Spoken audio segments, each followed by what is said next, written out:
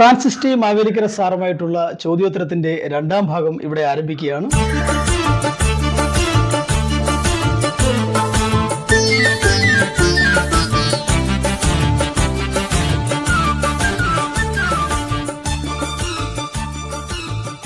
സേതുലക്ഷ്മിക്ക് 3 തവണ അവാർഡ്. അതെ, സേതുലക്ഷ്മി ചേച്ചിക്ക്. ശരി.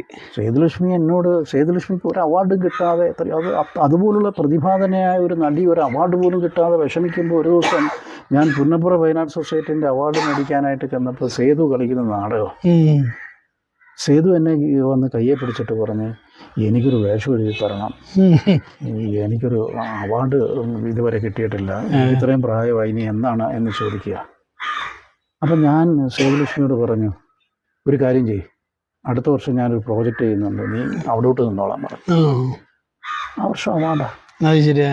ഈ സേതുലക്ഷ്മി എന്ന് പറയുന്ന നടിയെപ്പറ്റി നമ്മൾ പറയുമ്പോൾ ചിലതൊക്കെ ഇങ്ങനെ ഈ ഓർത്ത് പറയണം. ഒരിക്കൽ സേതുലക്ഷ്മി ആ കാലത്ത് ഒരു സ്റ്റേജിന് 500 രൂപ ശമ്പളം മേടിച്ചുകൊണ്ടിരിക്കുക. KPSCക്ക് വേണ്ടി ഞാൻ ദ്രാവിഡവൃത്ത നാടകം ചെയ്യുന്നു 2000-ലാണ്. ദ്രാവിഡവൃത്തം. KPSCയുടെ ദ്രാവിഡവൃത്തം ഭയങ്കര നാടകം. പ്രമോദ് പയ്യന്നൂർ സംവിധാനം ചെയ്തു. ഇതിനകത്ത് ഒരു കഥാപാത്രം ചെയ്യണം. ഞാൻ ആലോചിച്ചിട്ട് സേതുലക്ഷ്മി അല്ലാതെ ആ കഥാപാത്രം ചെയ്യാൻ ആരുമില്ല.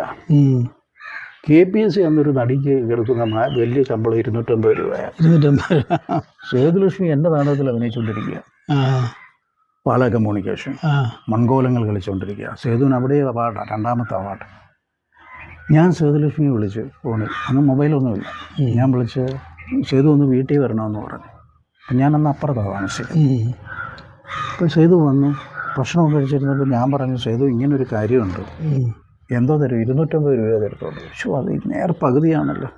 ഞാൻ പറയും, വേഷം ഇന്നതാ.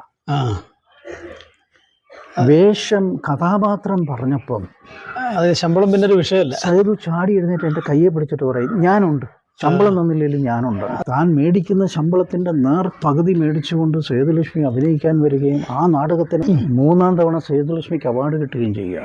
അങ്ങനെ ഡെഡിക്കേറ്റഡായ ഒരു നടി.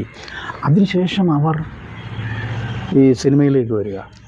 നാടകം നിർത്തിക്കഴിഞ്ഞപ്പോൾ ഇത് ദൈവം തമ്പുരാൻ എന്തെങ്കിലും ഒന്ന് തലയിൽ എഴുതിയാൽ, ഈ കല, ഞാൻ പറഞ്ഞല്ലോ, കല കൊണ്ട് കഞ്ഞി കുടിക്കണോ, തലയിലെഴുത്ത് വേണം.